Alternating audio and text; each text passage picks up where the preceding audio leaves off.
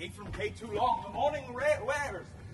It's time we were at church. Oh, no. See not your bride in these unreverent clothes.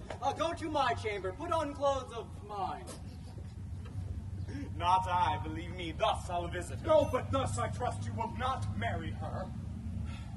Good sooth, even thus, hath done with words. To me she's married, not unto my clothes. What a fool am I to waste time and chat with you, when I should bid good morrow to my bride and seal the title with a lovely kiss.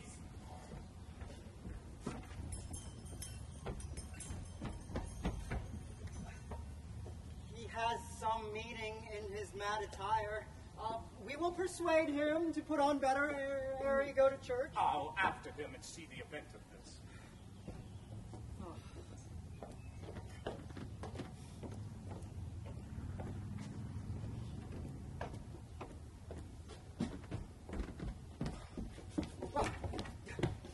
But sir, to love concerneth us to add his father's liking, which bring to pass as before I imparted to your worship. I am to get a man, whate'er he may be, it skills not much, will fit him to our turn, and he shall be Vincentio of Pisa, and make assurance here in Padua of greater sums that I have promised. So shall you quietly enjoy your hope, and marry sweet Bianca with consent. Were not that my fellow schoolmasters doth watch Bianca step so narrowly, 'twere good, methinks, to steal our marriage, which, once performed, let all the world say no.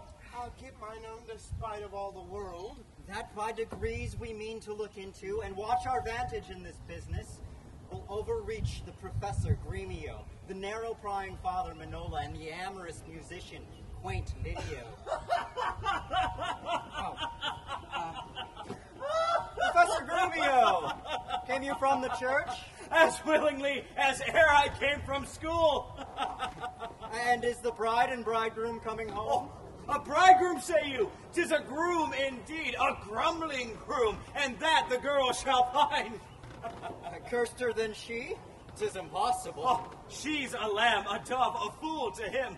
I'll tell you, Sir Lucentio, when the priest should ask if Catherine should be his wife, "Aye, by dog's wounds," quoth he, and swore so loud that all amazed, the priest let fall the book, and as he stooped again to take it up, the mad-brained bridegroom took him such a cuff that down fell priest and book and priest.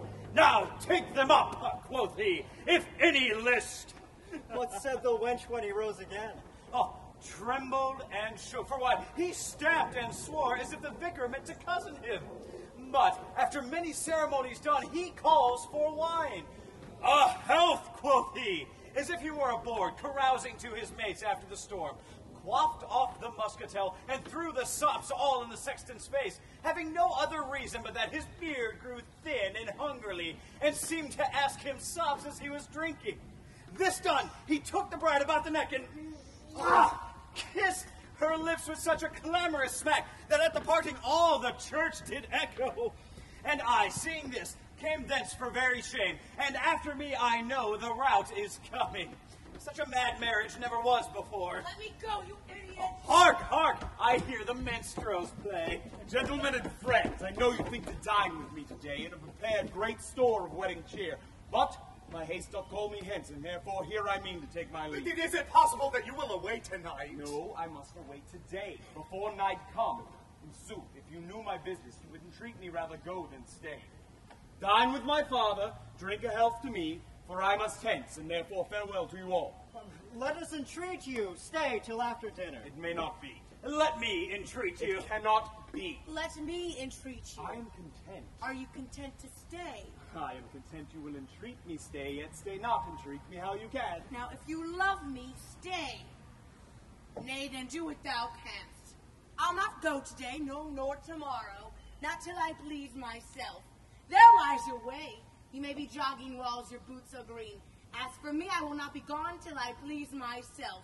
'Tis like you'll prove a jolly, surly groom, that take it on you from the first so roundly. Prithee, Kate, content thee, be not angry. I will be angry. What hast thou to do? Gentlemen, forward to the bridal dinner. I see a woman may be made a fool if she had not the spirit to resist. Oh, they will go forward, Kate, at thy command. Obey the bride. You that attend on her, go to the feast. Revel and domineer, carouse full measure to a maiden hen. But for my bonny Kate, she must with me. Nay, look not big, nor stomp, nor stamp, nor stare. I will be master of what is mine own. She is my goods, my chattels, my house, my household stuff, my anything. And here she stands. Touch her whoever dare. Hey, let them go, a couple of quiet ones. Went they not quickly, I should die with laughing. Of all the mad matches, never was the like. Mistress, what's your opinion of your sister? That, being mad herself, she's madly mated. I warrant him, Petruchio is cated. Gentlemen and ladies, though bride and bridegroom wants for places at the feast, you know there needs no junkets at the feast. Lucentio, you shall assume the bridegroom's room, and Bianca shall take her sister's room. And shall sweet Bianca practice how to bride it? She shall, Lucentio.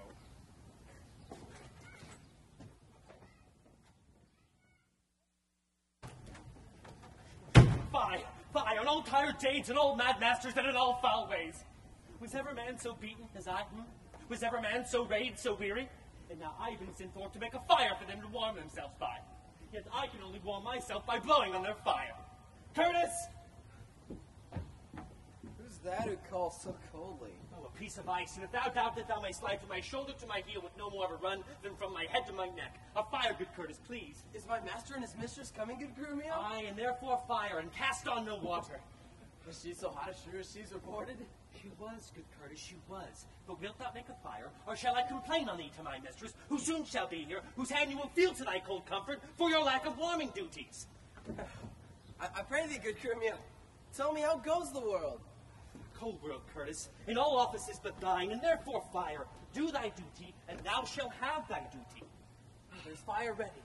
So therefore I pray thee, tell me the news. Oh boy, Jack boy, as much news as wilt thou. Oh come, you are so full of coney catching. Therefore fire, for I am cold.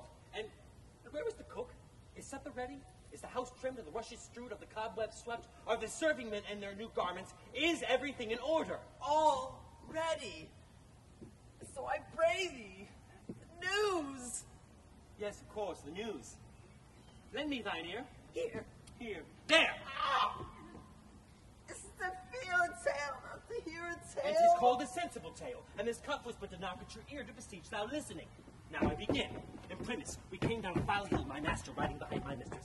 Thou should have seen how she fell. Thou should have heard how in such a myriad place she was bemoiled. How he left her. How he beat me. How she waded through dirt to pluck him off me. How he swore. How she prayed like she'd never prayed before. And how I cried. Yes. Off with me, fool. With many things of worthy memory, which now shall die in oblivion, return thou inexperienced to thy grave. By this reckoning, he's more of a shrew than she. Aye, and now the rest will learn this when he returns home. But what talk of this? Call forth Nathaniel. Let his hair be slickly combed, his blue coat brushed, and his stockings of an indifferent knit. Let him curtsy with his left leg. Call him forth. Do you hear? Up around them here. Ah, welcome you. And thus much for greeting. Now, my spruce companion, are all things ready and neat? All things is ready. Come here's our master. I think I hear my master. Move it! Where be these knaves? What? No man at door? Oh, here, sir. Here, sir, here, sir, here, sir. You loggerheaded and unpolished grooms. What? No attendance, no regard, no duty. Where be the rascal knave I sent before? Here, sir, as foolish as I was before. You peasant sway. You whoresome, mortal strut. Did I not bid thee meet me in the park and bring these rascal knaves with thee? Yes, but Nathaniel's coat was not ready, sir. And there was no match for Peter's hat. And Walter could not pull his knife from its sheathing. There were none fine but Adam, Rafe, and Gregory. The rest were old, ragged, and beggarly. Yet, as they are, sir, they've come to meet you. No! Go! Rascals, go! Fetch my supper